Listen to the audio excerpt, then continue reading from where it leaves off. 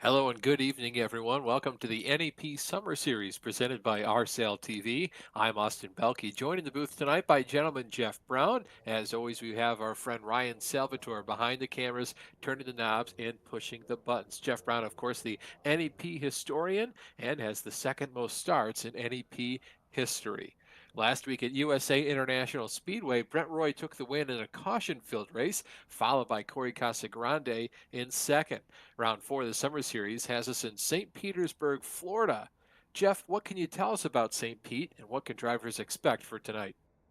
Oh boy, St. Pete, actually my in-laws live down in the Tampa area, so this one kind of hits close to home.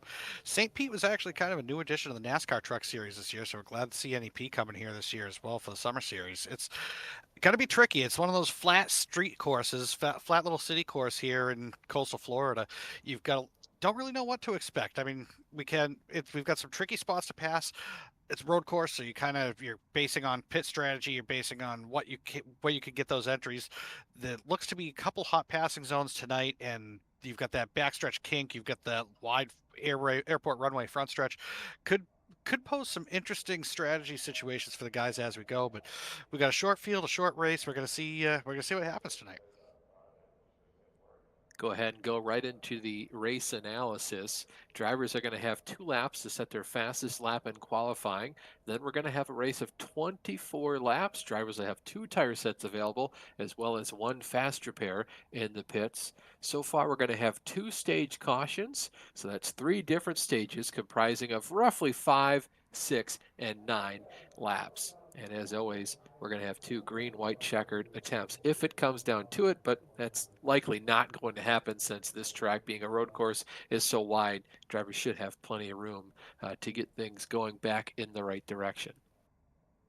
Yeah, looking at the early qualifying runs, we've got Brent Roy on the top of the grid, just a smidge better than what he did in practice. Zane Farrell had a pretty solid practice lap. We'll see what he can turn in qualifying here tonight.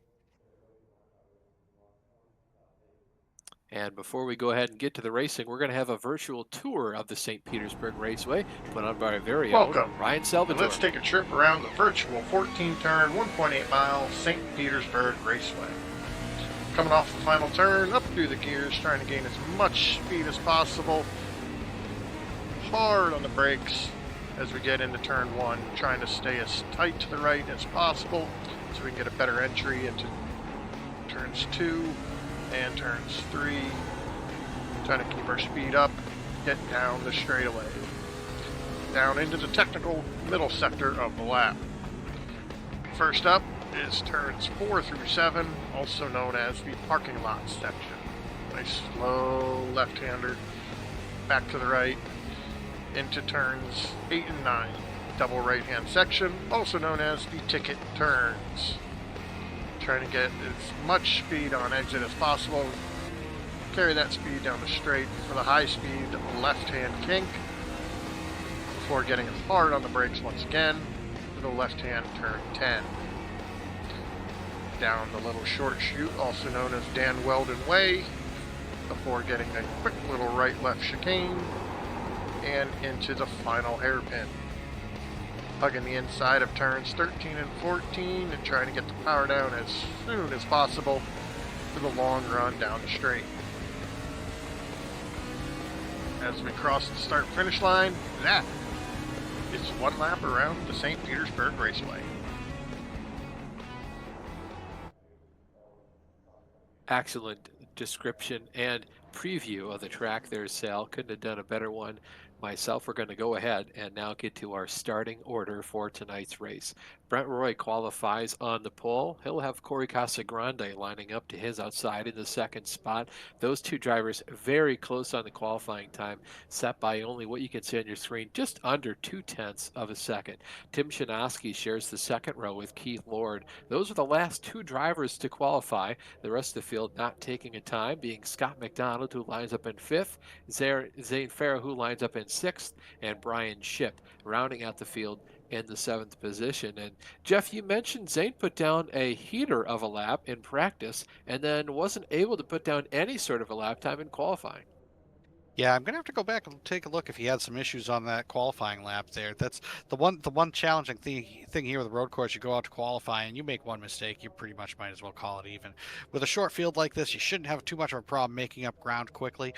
Zane's a pretty competent road racer. Tim Shinosky, those guys are all involved with the Western Pennsylvania iRacing circuit, and they do a ton of road course racing in sports cars.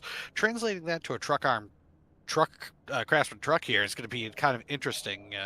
These things don't get around road courses very well, which is part of why it's a thrill to watch them. So we'll see what he can do tonight in the number 14.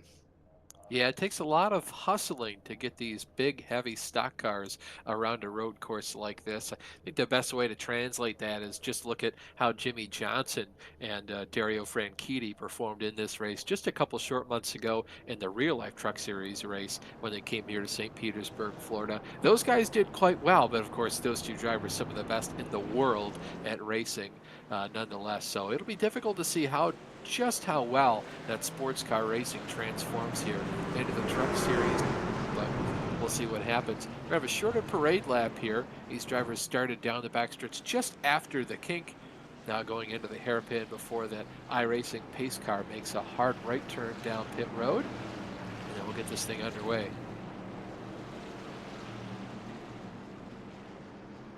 Go. We've got bring it down nice and slow, nice and easy. That pass style, wait for just for show, coming up to the green flag, and we see they're taking off right here. Brent Roy and Corey Casagrande bringing the field to green.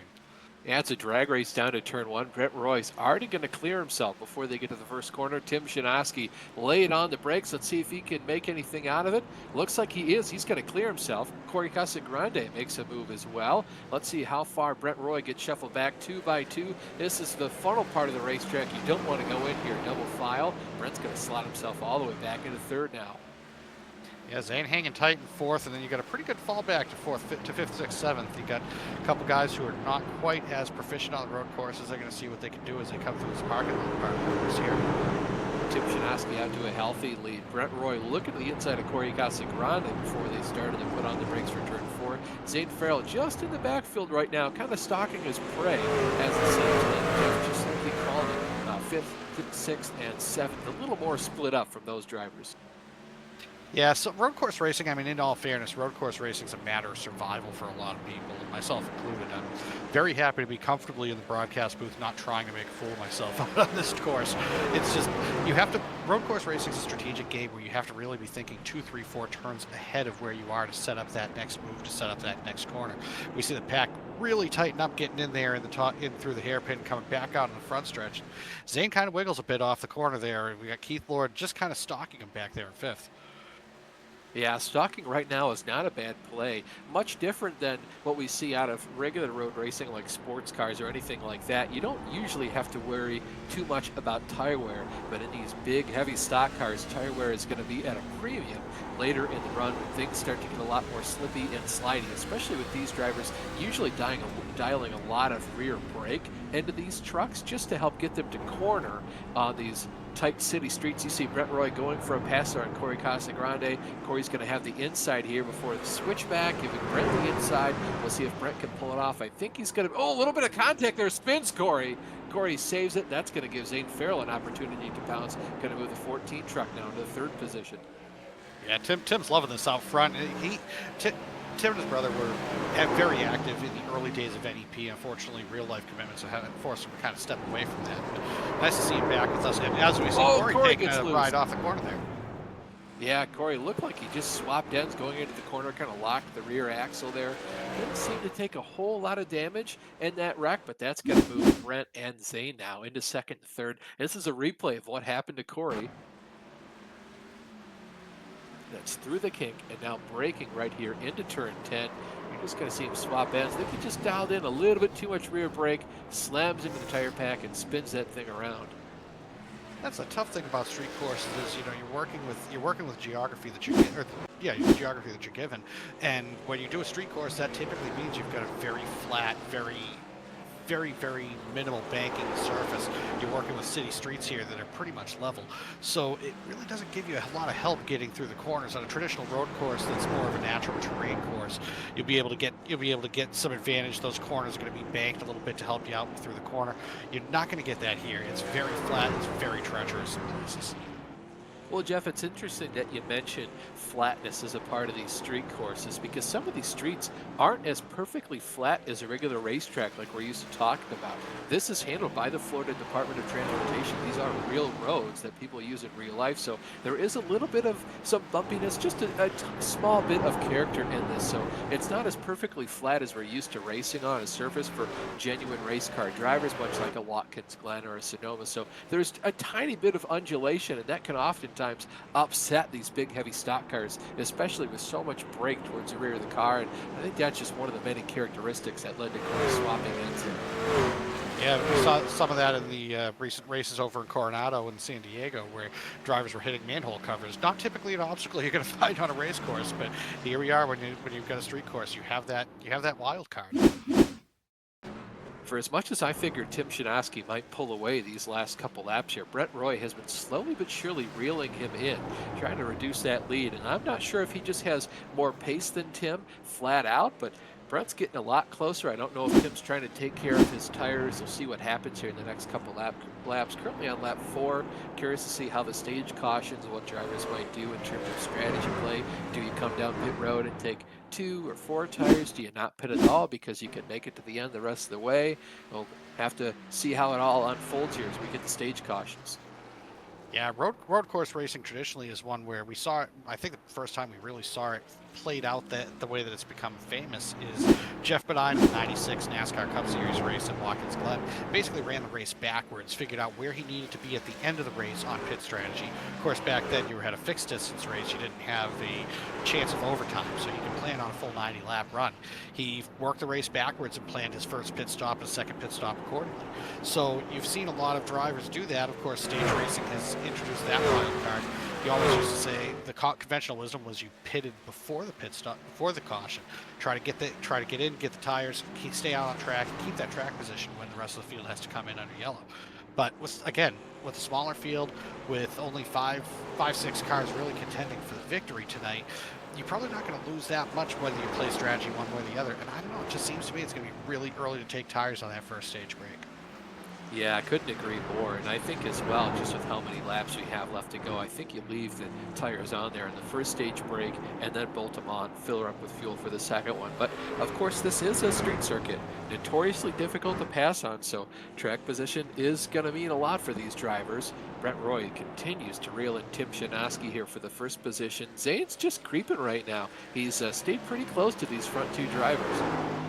Yeah, it's kind of a self-selecting. We talked about it being a short field, but it's kind of a self-selecting field where you have guys throughout this pack who do a lot of road racing in their free time, who do a lot of road racing whenever they get the opportunity.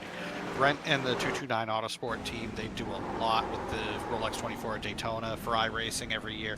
They spend a lot of time on the road course setups and the road course sports car stuff.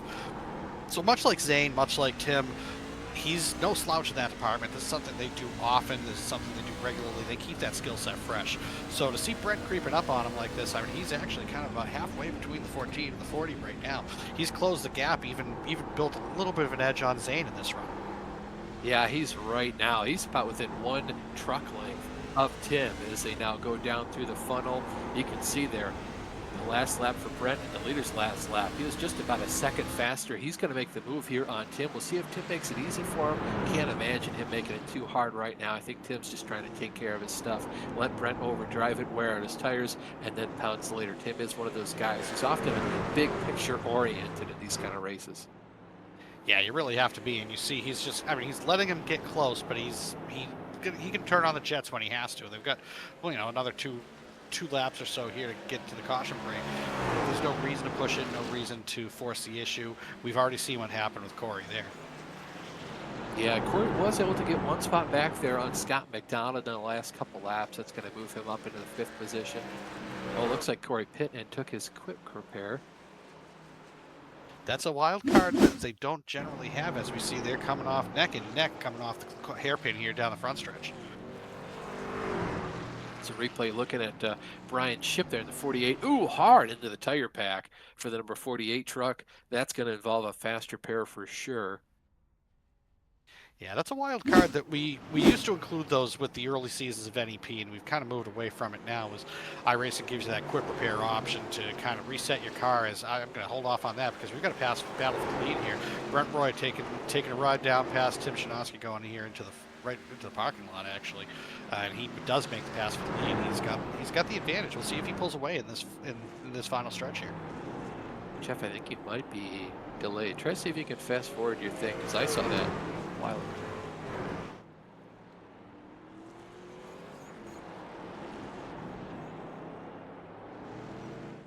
Brent Roy now continues to pull. Yeah, there we go.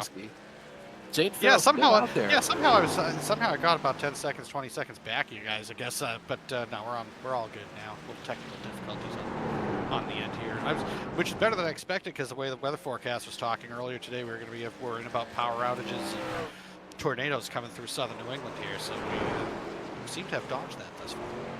It's that time of the year for those sorts of things as the drivers now head into the hairpin, and we've thrown the caution for our first stage. This is the end of stage 1. It looks like Brian Ship is now manually disconnected from the session. That leaves us with just 6 drivers out there on the racetrack. Yeah, kudos to Brian. He always puts in a full effort, but it's these road courses are frustrating for people who, for a lot of us who don't run them regularly, who just don't have that skill set fresh. It's tough break to see him pull out, but we'll certainly look forward to seeing him the next time around at Eldora in a couple weeks. Yeah, it's just one of those things where once you kind of put it into the tire pack like that, you have to go down pit road to get your faster pair. You're losing so much time in that rigmarole that even if you do come back out on the racetrack, you'll be multiple laps down. It's difficult to make those up on a racetrack like this, and more often than not, the reason you put it into the tire barrier to begin with is all the more reason you'll put it in there for the second time, and then you're kind of just wasting more time in order to junk your truck again. So definitely been there before, don't quite have the experience on this road course to go out there and kind of compete like you want to. And the Ships, they're competitive guys. They're fast guys. They're going to come out here on a road course, especially one that's brand new to the league. Just going to add to the difficulty of that sort of thing. Absolutely, and I started to talk about it earlier, but yeah, for those who aren't familiar, we have the option in iRacing of setting up a fast repair, basically a way to hit the reset button, end up with a fresh, undamaged, unscathed truck or car, just to kind of reset after heavy damage takes place. And we used to have that, but that was part of the NEP league schema for a long time, honestly, and we did away with it. We just found that it forced drivers, especially on oval racing, definitely forced drivers to sharpen up.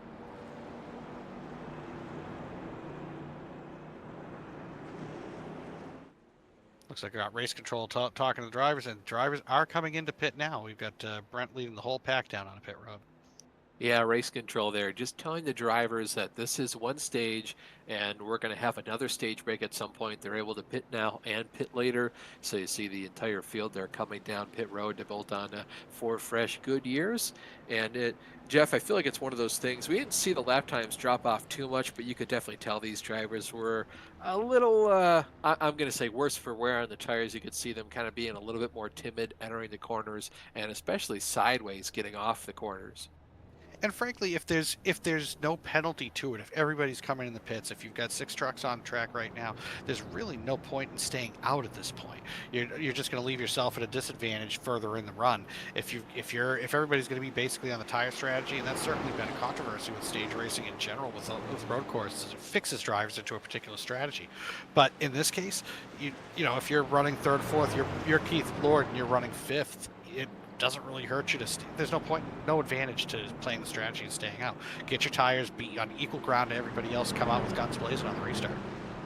Yeah, especially for this one. If you're going to try to do some offhand strategy, I would do it at the second caution, at the second stage break there, just to maybe increase your odds at getting something out of it. But there is something to be said for getting off the strategy now and knowing that you do have that reset at the end of stage 2. Then you can put on 4 tires because presumably the leaders will be as well. So if you do mess up on the strategy for this caution, you still have another caution in your back pocket as more opportunity to try something else. Yeah, it looks like we've got Brent came off pit road first alongside, he's alongside Shinovsky, and then we've got Zane Farrell third, Keith Lord lining up fourth, Corey Casagrande lining up fifth, and we got Scott McDonald, Pooter, playing tail end Charlie there, trying to run down the field coming to the green here. Yeah, he's doing his best. Unfortunately, this track is so long, it's difficult to make up all that room here under just one caution, especially when this wasn't just a quickie caution, this was an extremely quick caution. So, iRacing pace car going to make the right turn down pit road here and give command of the field back to Brett Roy here as we begin lap number 10 of 24. And Brent's got the inside line for this restart. We'll see how that goes going into that first corner. That's going to be one of those major passing zones. We'll see what Tim can do on the outside line. He's got a little bit of a push from Keith Lord as they all come to green there. Yeah, Tim does a great job to put the power down. I don't know if Brent had to worry about Zane Farrell. Zane going to shoot it up the inside. Let's see what he can do. Gets a little sideways. Brent and Tim side by side as they go through turns 2 and 3. Really don't want to be side by side through here. Looks like Zane is going to try to muscle his way past Tim. He's going to do it, slot himself into the second spot. Big run on Brent here as they go towards turn 4. Yeah, he's trying to make a move down coming into the parking lots here, but he's definitely working the bumper of that 26 pretty hard. Tried to muscle him up out of the groove, maybe force him wide into the tire pack. Didn't quite do it, gave him just enough room to get by. He saw Tim almost make a little bit of contact with the left side of his truck on those tire packs. Drivers really taking up every square inch of this racetrack that they can. So Keith Lord in the 4th position, Corey Casagrande in 5th. We did just lose Scott McDonald, so that brings the field, of course, back down to just these 5 trucks you see in your frame. Yeah, it kind of reminds me of that old comment about the Ayrton Senna approach to road racing, where he would put you in a compromising position so that you had to make the choice as the car getting past whether you wanted to wreck or not. And once he was in your head, that was it. And that's kind of what Zane was playing there, is trying to put Brent in the position. Do you want to wreck this early, or do you want to give me some room? But on the length of that first lap there, we see Brent's pulling it out a little bit. Yeah, I think Brett is definitely the truck to beat here for today, but I'll be curious to see once we get some of these longer green flag runs, drivers continue to push their trucks harder and harder as we get into the pay window being open, how much faster the rest of the field can go. It's one of those situations where you're kind of just trying to survive right now. As long as you're only in the 2nd, 3rd, or 4th, you think you've got a shot to win, so we'll see what happens as we get further and further into this race, and it could always be a situation where Brent maybe pushes the truck a little bit too hard, and it rewards the driver in 2nd or 3rd place for being a little more timid and not trying to get everything they can out of the truck and possibly just barely crossing over that line of grip, and then of course you wind up backwards into the tire pack. You say that just as Zane kind of smoked the tires going in the corner there, but everybody's trying to get as much as they can in this early phase. It's kind of like we talked about it with one of our local racers out here about super modified racing. He said, the nature of those cars is you go on the start, your restart's your best opportunity to pick up some positions. And certainly Zane did that. He's slid right into 2nd place here, and he's giving chase, but we'll see. This is kind of that middle section where you have to, like you said, you have to survive this segment. You have to try to get through this segment, get yourself set up well for the next one, just not do anything foolish, because it doesn't take much to win. You can't win from this segment, but you can certainly lose in this segment. Riding on board here with Corey Casagrande as they go into turn 1. He's got Keith Lord just ahead of him, trying to size up Keith as they now go through the funnel as this turns 2 and 3 as they rocket down in turn number 4. Let's see if Corey can put on a pass. Doesn't quite look like he put down the power as well as Keith did there. In fact, Corey got a little sideways, had to jump out of the throttle real quickly. Sideways if you're in 4. Yeah, you can see him kind of dancing around, missing those curbs. Sometimes you use those those turtles to your advantage. If you can try to hook the truck on and make it turn a little bit better to take advantage of the lack of banking and natural banking in the corners. But it didn't really help Corey. He's just kind of hovering around 5th right about now. To give Corey a shout out, he actually had a strong 2nd place finish to DJ Shaw, 6-time winner at Claremont Motorsports Park. Corey pulled off a good strong 2nd place finish in an all green flag 100-lap trot Friday night in the Grand State Pro Stock Series. Good finish for Corey. He had a rough break early this year at Stafford in the season opener for Grand State. He kind of had a lukewarm run at Seekonk, Cement Palace. So he was glad to see him get back up to his standards, as we see Tim Shinovsky going way wide down the front stretch there in front of Keith. We got Keith trying to go in for a 3rd. Yeah, Tim got really slideways off the corner. Had to kind of walk that truck down to the inside just to make sure he didn't loop it there towards the inside wall. Gave Keith and Corey a big opportunity to pass it. They couldn't quite take advantage of it. Oh, Keith slideways off the corner. Let's see if Corey makes a lunge for it. I don't think he's going to. Keith does a great job to just protect the inside. Corey tries to look around the outside. Not a bad idea because of how many switchbacks we have in this parking lot section of the race course. They're going to stay single file though. No change of position at the moment.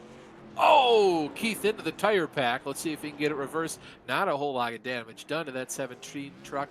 He's going to get it back going in the right direction. That moves Corey Casagrande now up into the 4th position.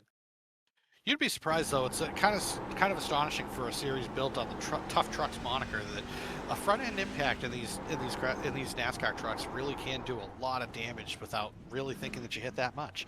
But that's going to be a hard break for Keith. I mean, he'll be able to, if he could probably limp around to the end of this stage maybe without losing laps, save that quick repair and take that under caution. Probably be a lot better strategically for him as long as he can stay on that lead lap. It doesn't look like he's lost that much ground. No, he really hasn't. Back up at the front of the field, Zane Farrell just lost a handful of truck lengths there to Brent Roy off of turn number 14, the hairpin turn. Zane, to his credit, had done a wonderful job of staying with Brent for the last couple laps there. Was within about 2 or 3 truck lengths, and coming off the hairpin that last time, got really sideways, headed back out of the throttle, and handed Brent another 5 or 6 truck lengths now. So Brent currently has a 1.2 second lead as they head now into the parking lot section of the racetrack. Yeah, we see Zane's truck kind of dancing through those corners a little bit as he tries to put the power down, but so far staying on course, keeping that line nice and consistent, kind of hugging the inside wall there as he tries to run Brent down, try to maybe steal that lead back as we come into the final stage. This is a replay here. It looks like this is Keith Lord's 17 truck, tries to brake for turn 1. Just a little bit wide there. Let's see if he gathers it up just in time. Looks like he will, but obviously that 17 truck a little worse for wear right now with that front end impact. So you called it, Jeff. These trucks, they take a licking, they keep on ticking, but they don't handle as good as they did before. Yeah, sometimes even drivetrain related, you'll see a real performance dip as soon as you hit something with the front end. It's just you think it'd be a little stronger than that, but I mean, it keeps you honest. And you know that you have to make that last all the way to the end. So the last thing you want to do is use her up. We've seen looking at the leaders coming through that first corner there, and Zane it almost looks like Zane's kind of closed in a tiny bit, but still not quite there. As we ride on board right now with Corey Casagrande trying to chase down Tim Shinoski just up ahead of him. These two drivers have been kind of rubber banding back and forth, currently about 6 and 7 seconds behind the leaders of Brent Roy and Zane Farrell. Corey a little too sideways there for my liking going in the parking lot section. Looks to me like he could use a little less rear brake in that race truck, but of course the more rear brake you dial into it, the faster you're going to go around this racetrack. So you're always kind of dancing with that. Yeah, it sounds like Keith Lord just dipped on a pit road to get that quick repair. He's going to grab that before we come back lead. Yeah, this is going to give him a great opportunity to flip the stage. And just so you folks at home know, this is whoa, Tim Shinoski goes wide there into turn number 10. He's going to have to do a loop there, spin himself around, get going the right direction. This is a replay of that. Heads up driving on Tim Shinoski's part to know he was going to blow the corner. Much better to dump the truck into this run-down area instead of putting it into the tire pack. Yeah, even the wrecking side of things is strategic. You have to kind of figure out what you can afford to sacrifice at this point. You're not going to take third, you're not going to take second. You might as well just hang in there, see what you can do in the final laps here.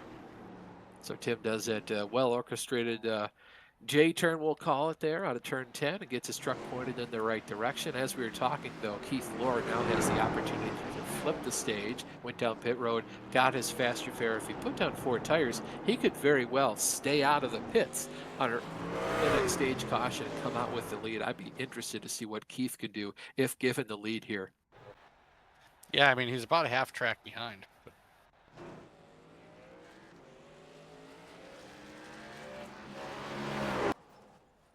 having a little bit of internet connectivity problems here out of Sale, so might be some detriment to the broadcast there. Certainly hard to hear them over the chat.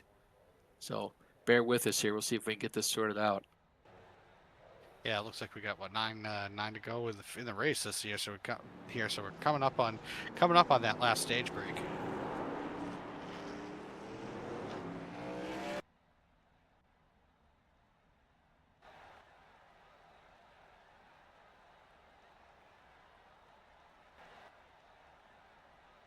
Brent continues to set the pace out front. He's still running in the 1:19.3s. I mean, he's not all that far off his qualifying pace, but making some good time as he slides up through those corners, up coming up toward the parking lots now, approaching that straightaway. Got a good advantage on the 14. We'll see what he can do with that. Looks like it's a long way back to Corey after that. Tim hanging strong in fourth. They're closing in a little bit on Keith, but Keith's just in that survival mode, waiting to get to this next stage break here. Yeah, it looks like Tim Shinowski actually went off the track a little bit out of turn number 12, hit the inside wall there on the right-hand side of the racetrack. I think he just got a little bit too far to the right, got in the grass, and of course the truck doesn't really like to steer once you get onto the grass. Or having a little bit of problems here with the stream, so we're going to go radio style as we try to finish out this race until we get the broadcast sorted out there. Yeah, we see the 40 did come to pit road, did make it there for a repair. It looks like he's hanging out, getting some tires, getting some fuel, get reset dialed in. He's back out on the track, but we'll see what.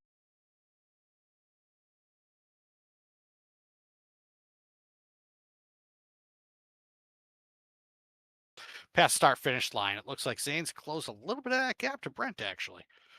Yeah, he's closing in for sure, and I don't know if this is the tires on the 26 truck starting to go away. I think Brent probably expected we'd have a stage caution by now, so you can't really blame him for getting everything he could out of the tires, assuming that he'd be able to bolt on a new, fresh set of Goodyear tires by now. But of course, the longer we go on this green flag, the more disadvantageous it's going to be to for Keith Lord to have come down pit road and taken his four tires, because when we go back green flag racing, he'll be at such a disadvantage to the leaders who did just put on four new tires. And all of a sudden that switches now to Tim Shinowski being in the catbird seat, we'll call it, just the most advantageous position, having put on those tires the soonest. And if everyone stayed out as we think they're going to, he would then line up in the second position. But of course, just as we say that, looks like Corey Casagrande came down pit road to put on four fresh tires as well. So now he'll be in the best standing because he'll have the freshest tires and more than likely line up in the first position. Although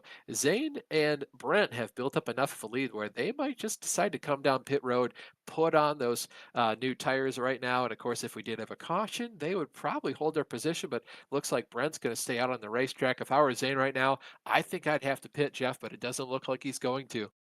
Yeah, it looks like they're just going to maintain at this point. I mean, you stay at some point. You decide to stay the course. You've got 5 laps left here in regulation, 6 laps in regulation. You're going to do what you can, and if that's at some point, are those tires actually going to be fresh? I mean, we've seen. I know we've seen some tracks. I didn't get to run any practice laps today, but we've seen some tracks where sometimes those first couple out laps after the pit stop are just not what you really want. You need a couple laps to season those tires. They might be better off to just stick with what they got, hang out there, and hope that the track position is going to beat them in the long run. They may not get that caution they were talking about.